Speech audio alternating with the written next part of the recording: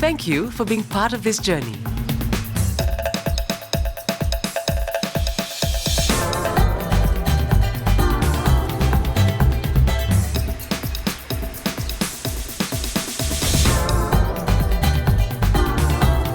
Celebrating 2 decades of Pacific stories. Brought to you by the Secretariat of the Pacific Community.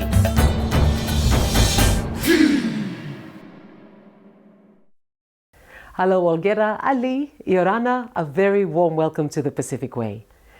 Our beloved Pacific Islands, though fairly small and remote, find themselves at the forefront of the impacts of climate change and climate variability.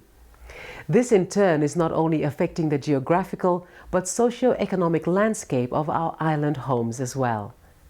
Tonight, we pay a visit to the only remaining kingdom in the South Pacific to witness how the Secretariat of the Pacific Community is supporting Tonga by using participatory, hands-on approaches to build communities' adaptive capacity to climate change.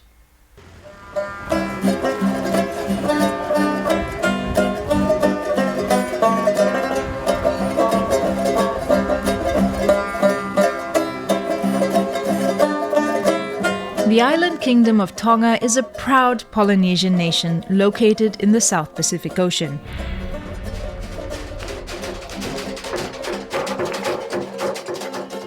But like its island neighbors, the geographical and socio-economic landscape of these friendly shores also make it vulnerable to the impacts of climate change and disaster risks. Sea level rise and increased soil salinization reduce the suitability of agricultural land for gardening. Natural disasters severely affect crop production and food security, which in turn severely impacts the people of Tonga and their livelihoods, and scientific evidence suggests that these impacts will be exacerbated by future climate change.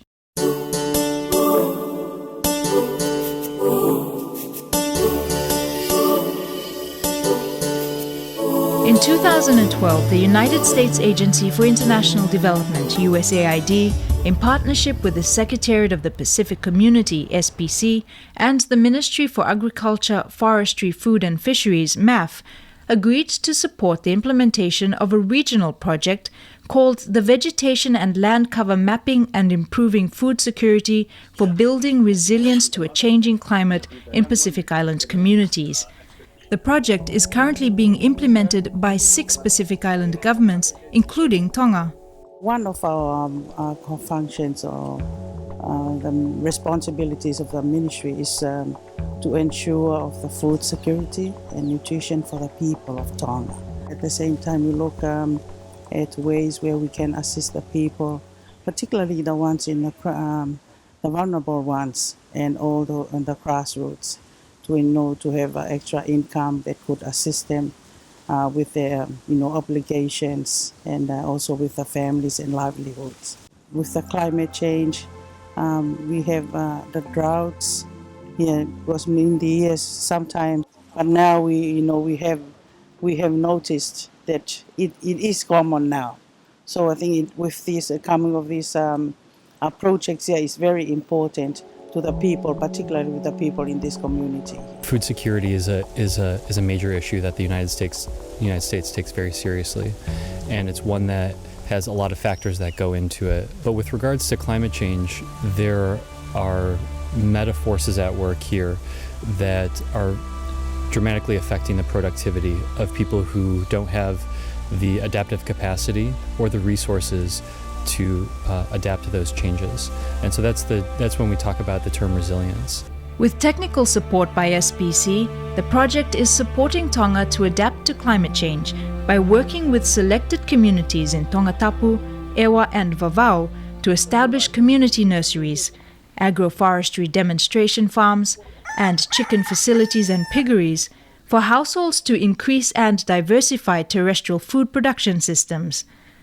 To address sustainability concerns, SPC is using participatory, hands-on training approaches to build communities' adaptive capacity. The adaptation strategies for Tonga revolve around first trying to improve the cropping system, looking at the farming system or agroforestry. What can we do to improve agroforestry? So what they are suggesting to us was if we introduce trees to the system. That will help improve the system. But in some places where the soils have been run down, we are also introducing cover crops that will improve the soil fertility. And then we found out that because they rely on even in the rural areas in Ewa and Vavau, they rely on imported food still.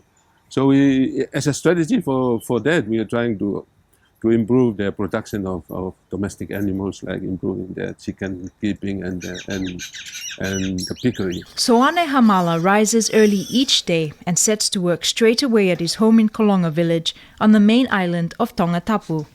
Pigs hold great value in Tongan culture, and this is how the 53-year-old widower and father of 5 earns his living.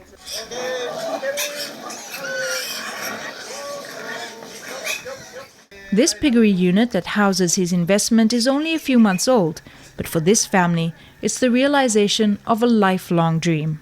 Before the normal type of piggery in Tonga, we just use a wire,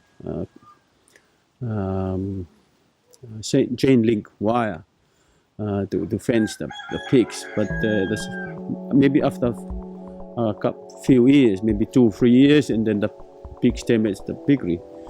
And then at the same time, they allow the pigs roaming around. It is illegal now to do that, have pigs roaming around, because they're doing a damage to crops, ruin the environment. At the same time, our poultry shed type allow the chicken to hatch, roosting inside the house during the night time, and also a nesting area so that they can lay eggs, not being eaten by the roaming pigs or cats or dogs. So it's quite helpful and easy for you to collect the egg.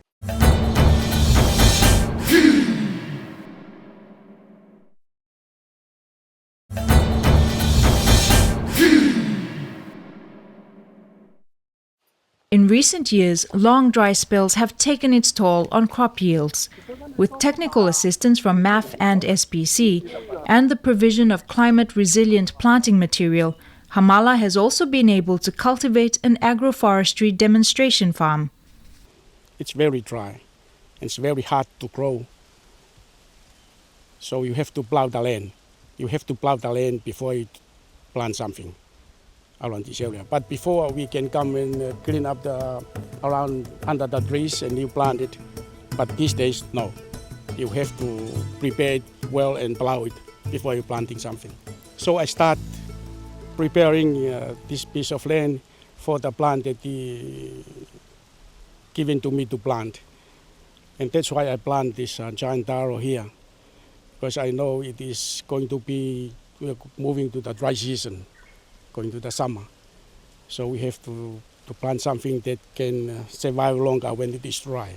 Kolonga village is one of 3 project sites in Tonga. The outlying communities of Te Whisi on Vavau and Hauma on Ewa are also receiving support through the project.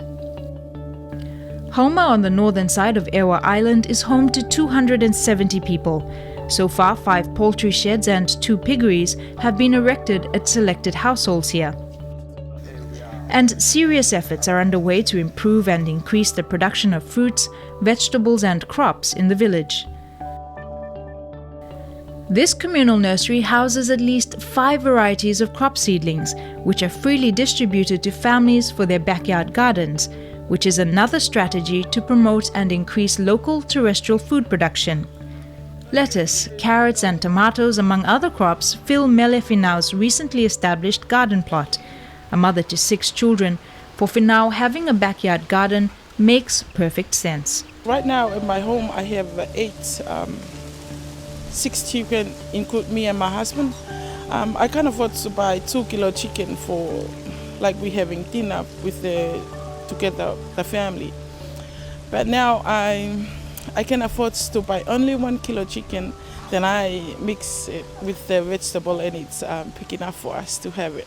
This is a good enough, very good, and it's helpful for me because before maybe the other people they can afford to buy vegetable from the market. And for me, I can't. That's why I can't have a healthy eating, because I can't afford to buy vegetables from the market. But now it's helpful because I have a healthy eating for my family, even though I can do the plantation at home by my own, and it doesn't cost anything. In the Pacific, 75% of all deaths annually are attributed to non-communicable diseases, or NCDs. And because NCDs often result in premature death, they contribute to poverty and lower workforce productivity, which in turn affects national development. That's why community involvement and ownership is a vital component to the success of the project in Tonga. At the Hauma Community Hall, a much-anticipated cooking demonstration is underway to encourage families to utilize vegetables as part of maintaining a healthy diet. Tonga is one of the countries in the Pacific which have been affected by NCDs. And we have been trying to encourage the communities, particularly with the women, to grow vegetable gardening for their for home consumption, for their meals. At the same time, when they have excess and they have extra, then they can sell them for extra income, which could help with the families and the livelihoods. But I think it's important too to make sure that for the women that it comes from the garden to the table where she can prepare meals for the families and also for the kids. Among those present at today's cooking demonstration is Ana Mafi Latukula, chairperson of the Whangatave Women's Group.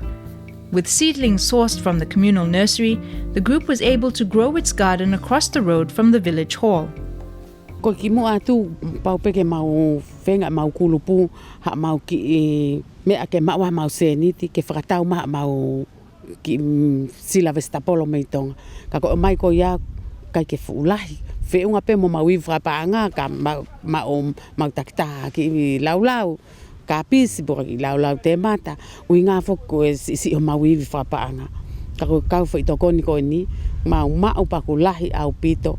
Pango lau mau hanga tufaki ki kakai ke nau kau mai mau ki kulupu ke mau inasi ka to pe he ofa fai mai. Mau inga au pito ka mau tol.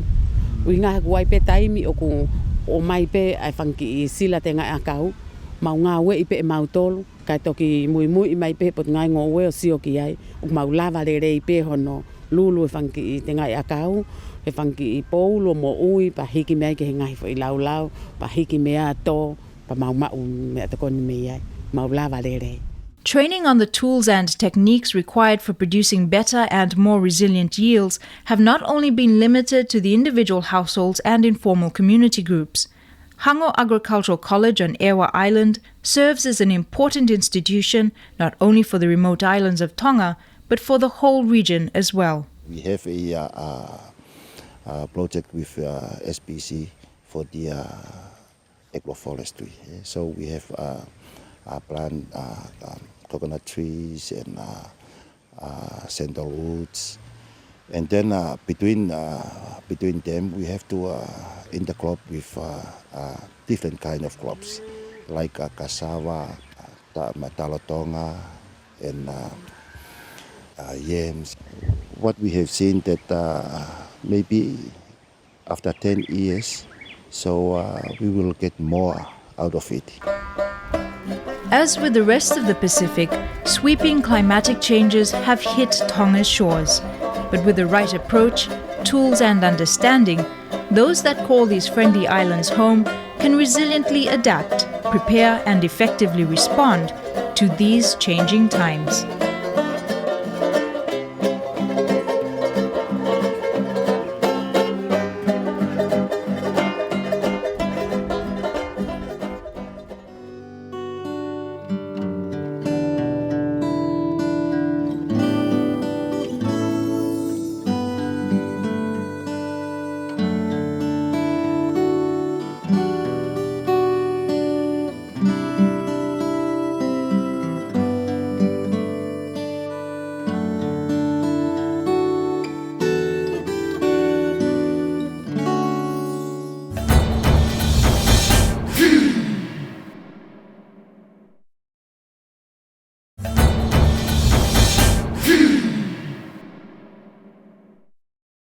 Welcome back to the Pacific Way.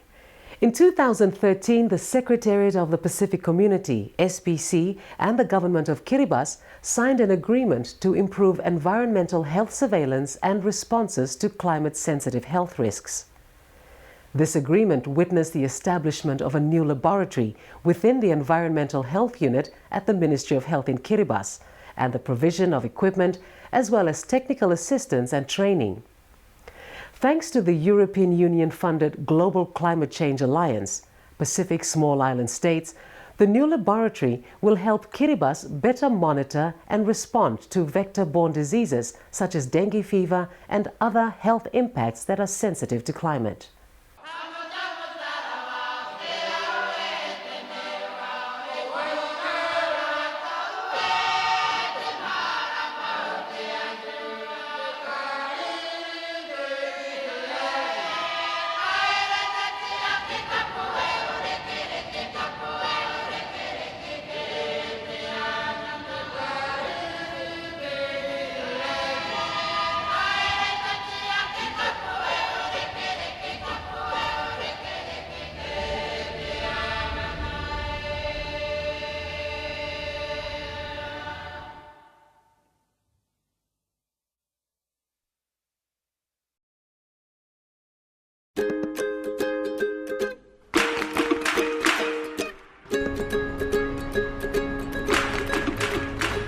The European Union-funded Global Climate Change Alliance Pacific Small Island States project is being implemented by the Government of Kiribati with assistance from the Secretariat of the Pacific Community, SPC.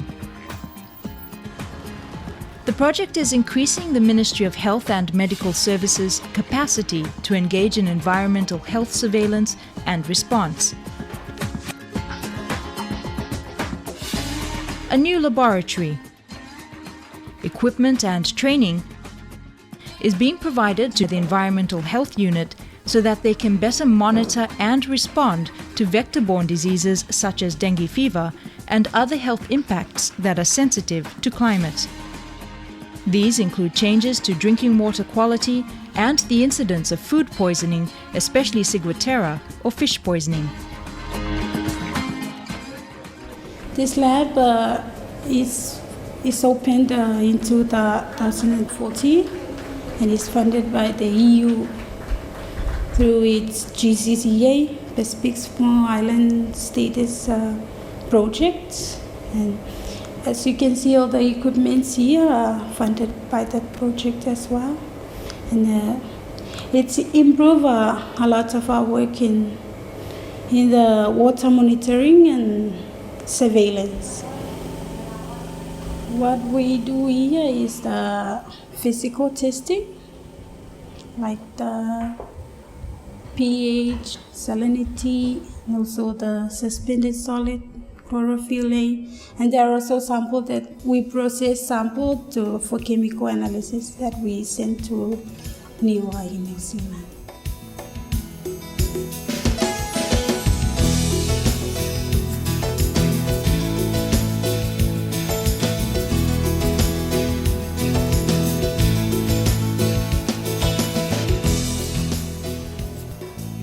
The monitoring program, we used to go twice a week for the collection and sample, and that's mostly Tuesdays and Wednesdays.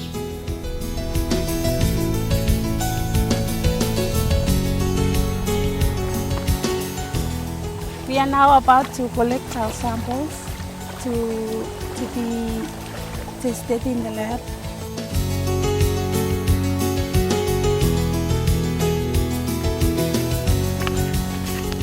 These are the samples that we have to be processed back in the lab. So we put in a whole bin. And this one is for the physical testing. TTM trainings, I think that's been very useful for not for only the environmental health, but for the public health division. Also for the hospital at large, because we are developing maybe future epidemiologists there.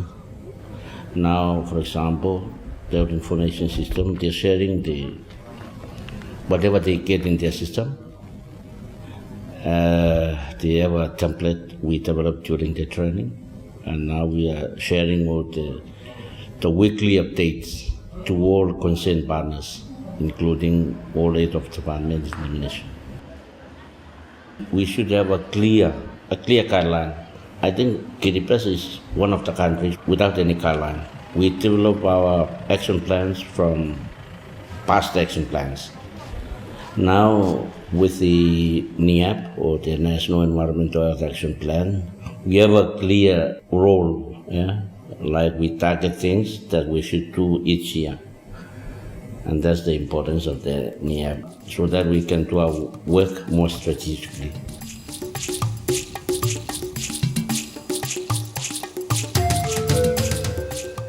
Kiribas is also revising its public health ordinance to protect the health of its people.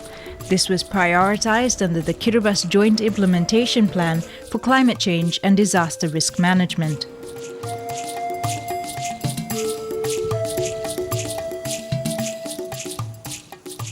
In Kiribas, it's quite difficult for the population to have access to, I guess, safe drinking water.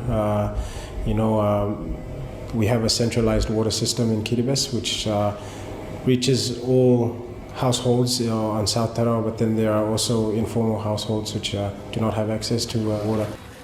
Then again, there's the problem of contamination from the sources and the pipings that have leakages in them. This also creates a problem for the population, especially to the children who will also be drinking the water. The SODIS is part of the Strategic Health Communications campaign that's currently, rolling out in Kiribas, especially with the GCCA PSIS project. What SODIS is solar disinfection, so exposing water under the sunlight for a time span of 6 hours. Letting the heat and the UV rays work together to disinfect and kill the bacteria that's inside the bottled water. This proves a less cost way for Kiribati people to decontaminate their water, to have safe drinking water that children, of course, can have as well. And this also addresses one of the problems with diarrhea that we constantly have in Kiribati. I think that's our target population. Our target audience would be the parents of under 5 years old, to provide safe drinking water for their children. These and other activities are helping the public health sector respond effectively to the human health-related impacts of climate change and climate variability.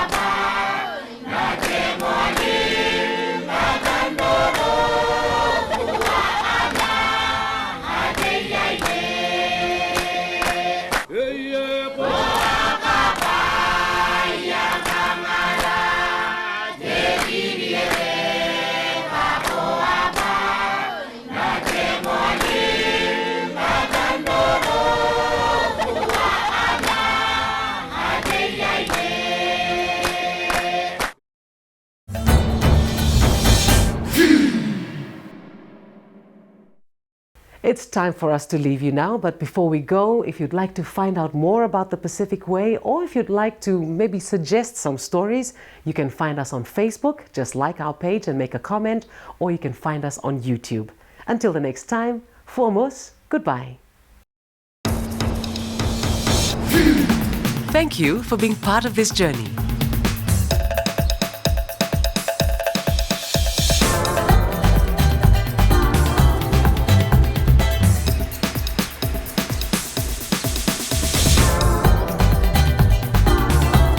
Celebrating 2 decades of Pacific stories. Brought to you by the Secretariat of the Pacific Community.